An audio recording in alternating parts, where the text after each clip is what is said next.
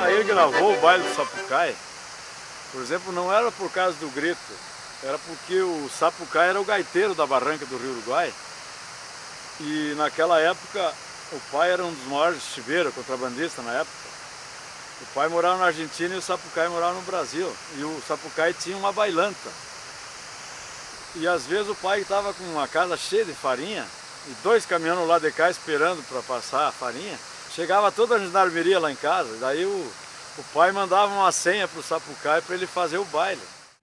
Era de moradia, mas eles faziam o baile dentro, né? Porque nunca existiu a bailanta. A bailanta, assim que eu vou dizer para vocês, que era para baile mesmo, não era. Era a casa de moradia dele, ele fazia baile na casa de moradia. Tinha uma sala grande e fazia baile.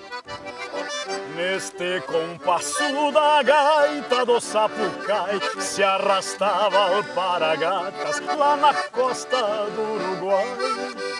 Chinas faceiras num jeito provocador vão sarandeando e é um convite para o amor. Levanta a poeira no sarandeio das chinas, recendendo a querosene com o cheiro de brilhantina. E daí, depois de mocinha, né, que fiquei moça e tudo, aí fazia os bailes na casa dele ali, né. Daí sempre frequentava. E naquela época não tinha luz elétrica, nada, então era luz de querosene, então aquelas prendas das barrancas ali, aquelas mocinhas ali, elas cheiravam picumã, cheiravam querosene, né? E o pai trazia a brilhantina da Argentina e passava no cabelo delas, daí recendia querosene com brilhantina. Dá um cheiro diferente ali, porque era uma coisa linda. Dançava sábado, a noite inteira, até clarear o dia no domingo. Daí era com gaita, né, e pandeiro e violão. O Finado Sapucaí tocava a gaita. E ficou o mito da barranca, o gaiteiro que se babava na gaita. Inclusive o fole da gaita chegava a furar, né? Daí ele já ficava com um suspiro para ele, naquele suador ali de noite de baile. Os filhos também, né? Daí acompanhava com o pandeiro. Daí tinha meu irmão que acompanhava também com o violão.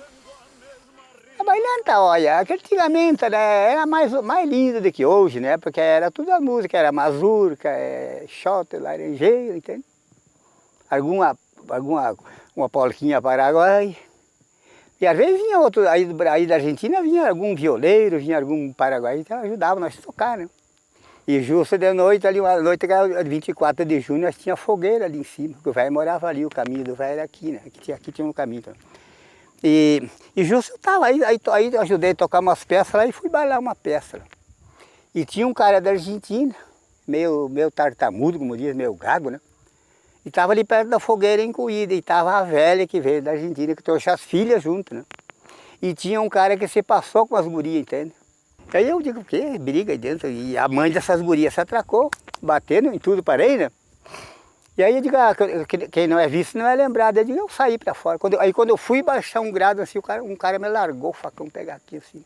Foi a hora que eu tive que me defender, eu me bolhei para trás, peguei o facão aqui, ó. E eu com a pistola 320 num bolso daquele tempo, antigamente as roupas não é como hoje, aquele tempo, e eu com uma porcaria daquela dentro do bolso, né?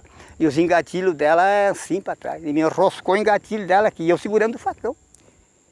E o cara puxava, se eu conseguir trazer aqui, eu consegui dar um tiro, né? Porque coisa que, como vai cortar um cara que não deve, né?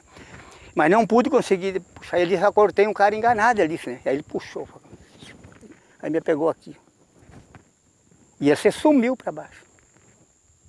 Nunca mais subo o paradeiro daquele próximo. Não sei se foi para o Paraguai, para Bolívia ou lá para Santa Catarina. Se sumiu o cara. E aí o velho louco. O velho passou a mão no facão lá dentro, vou matar tudo essa degrada carniça. Peraí, carniça, é do diabo. Escorreu com tudo para baixo. Era peral de gente, um caindo por cima do outro. Né? As mulheres gritando. Alguma mulher se enfiava embaixo das camas velhas, né? Ficava só com os pés para trás, debaixo da cama. Entende? E o velho, negrada carniça, ele gritava, que eu vou matar você, negrada porra, né? Carniça, eu demônio, e batia com o facão nas paredes. Bem, bem. E o pessoal, ó, entende? Sapucaia João Felipe Bernardo, ele chega à nossa região em 1940, ele era operário da construção da estrada de ferro. Antes disso ele era tropeiro na região de Porto Alegre. Sua cidade de origem é Sapucaia do Sul e o nome Sapucaia advém de que eram 3 operários com o nome de João. E quando o capataz chamava por João, os 3 respondiam ou os 3 se apresentavam. Então foi designado apelidos. Então chamavam ele de Sapucaia. Sapucaia é o apelido por causa do nome da cidade. 1930 foi a época dos balseiros que desciam o rio Uruguai com as balsas de madeira. E aqui na Volta Grande havia um remanso, que essas balsas desciam com a força das águas, eram a remo. Então o Sapucaia, ele era uma pessoa muito boa. E ele ajudava as pessoas. Então, o início disso tudo se deu da seguinte forma. Quando as balsas ancoravam, paravam ali, o Sapucaia pegava o seu caico e ia até lá para saber se precisassem de alguma coisa. Porque esses balseiros, às vezes, as viagens de balsa demoravam 3, 4 meses. E em algum lugar eles tinham que repor esses mantimentos. Então, eles faziam isso aqui, com o Sapucaia. Mas assim, todas as pessoas entrevistadas, filhos, pessoas que conviveram com ele, dizem que ele era uma pessoa muito boa, que ele ajudava. Tanto é que na época do governo de Getúlio Vargas, bem como no regime militar, muitas pessoas oriundas de Santa Rosa, de Juí, de Santo Ângelo, fugiram, os inimigos políticos do governo brasileiro fugiram para a Argentina por aqui. Ele pulou naquele cavalinho moro dele, perto que ele disse, você mandou lá para Itajubá. E lá foi o caos que ele mordeu, pegou a véia, assim, tacou os dentes aqui, arrancou tudo. Arrancou tudo bem, essa véia para baixo. E o Sapucaia dava essa cobertura. Ele não queria saber se o motivo, simplesmente os imigrantes, pessoas que falavam italiano, alemão, russo, polonês, chegavam até aqui porque ele já era um ponto de referência. Então eles chegavam aqui e ele passava essas pessoas para o lado argentino. E aí bolhou de volta, chegou aqui, pegou o Kaique, cruzou ali. Aí tinha um canafistão ali, pegou o Kaique e foi a volta. Ele se mandou para lá, né? Mas aí não levou muito pouco tempo. A polícia de Tucunduva bateu. Inclusive, um dos filhos do Sapucaia diz que o Sapucaia tinha um combinado com os filhos. Ele dizia assim, ficava conversando com as autoridades, que eram jandarmes e fuzileiros navais, e dizia assim, filhos, vão dar água aos terneiros. Mas por que ele fez isso com essa senhora? Você sabe, quando ele bebia, ele ficava bobo, louco, né? Bobo. Comigo não, comigo ele se dava bem, né? Nós era companheiro, eu ajudava ele a tocar, né?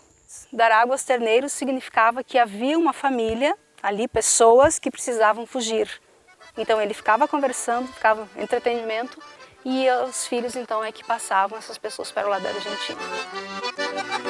Neste compasso da gaita do Sapucaia se bailava a noite inteira lá na costa do Uruguai. Luz de candeeiro e o cheiro da polvadeira irmanava castelhano e brasileiros na fronteira. E o meu tenteava uma filha dele, tinha uma meia branquinha bonitinha, né? Mas eu não queria, enfim, não queria a guria, né? Aí o velho, aí eu vim dali da Argentina, cheguei ali, o velho estava bêbado, só de um borraio, né? Porque tempo tinha as fogo de borraio, né? O velho só de borraio, assim. E a guria dele era a filha. Filha, vem aqui um pouco, filha. Aí eu cheguei, me encostei a parte do tição, fiquei quieta, né? Tremenda orelha, tipo Lebrão. Aí ela chegou, o que o pai quer? Te ajoelha na frente dessa carniça aí. Tu quer casar com essa carniça? E aí ela disse, eu quero, pai. Tu não casa com essa carniça leva só no Uruguai. Cheirinho com esses paraguaios. Vai morrer de fome amanhã depois, carniça. E se não, se tu quer casar com ele, vai ali em cima, pega a tua roupa e te manda. E aí a velhinha do velho Sapucaia chegou e disse, não, velho, deixa ele, vamos fazer o casamento dele, deixa ele se acerta, né? E eu digo, não, pai, eu não quero, esse velho é muito purgante, muito, né? Eu digo, mas tem mais guria no mundo, não é só ela, né? E aí um alemão ali de Itajubá ali veio e começou a namorar com ela, né? E aí tinha um gringo desse que falou agora do Zalalba, aqui o mais novo. E aí o alemão ali de Itajubá, ele era dos cais dali, aí falou com o velho, vamos casar, porque aí se arrumaram tudo. Aí vocês veem que aí a velha comprou o grinaldo, comprou o véu para a guria, arrumou tudo, né? Comprou o sapato, comprou tudo. E o velho tinha uma novilha de 130 quilos, redonda de gorda. E aí o velho comprou um tambor de uma pipa de vinho, não sei de onde, dos gringos, não sei se é de cinquentenário, São José. E aí ele trouxe, né? O dia do casamento, aí matei uma novilha de tarde, que eu ajudei a matar a novilha de tarde, e aí eu digo, mas tu vai casar? Vai casar, filho? É, vou casar, você queria, tu não quis casar comigo, vou casar. Mas ela combinada com outro. E aí quando antes de clarear o dia, ela saltou por uma janela ali, deixou os preparos dela de casamento tudo de riba da cama. E você foi a Paranã com o gringo. E aí no outro dia cedo, quer dele a noiva, estava a sogra Inaldo e o véu da noiva. E aí o velho enloucou, Pega na carniça, vamos assando carne negra da carniça.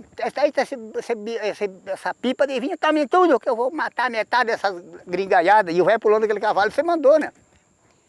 E aí começou a chorar o noivo, chorava com a velha agarrada com o noivo, né? Por causa que a noiva tinha fugido, né? E aí nós se atraquemos, né? Aí tinha um filho dele pegou a gaita e começou a tocar gaita, fazer o quê, né? E daí ele, gaita e violão, e aí se atraquemos no vinho, outros nas caipiras, né?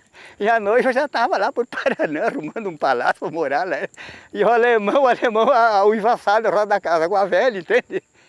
A sogra e o genro, tudo chorando em roda da casa, e nós lá com o violão acompanhando. E a gaita fazia o quê, né? Aí tem o outro lado também, a questão dos chibeiros, né? Que nessa época o Brasil já tinha os fuzileiros navais em toda a costa brasileira e existia a jandarmeria no lado argentino. E como aqui a distância daqui com Porto Mauá era grande, então o que as pessoas faziam na época?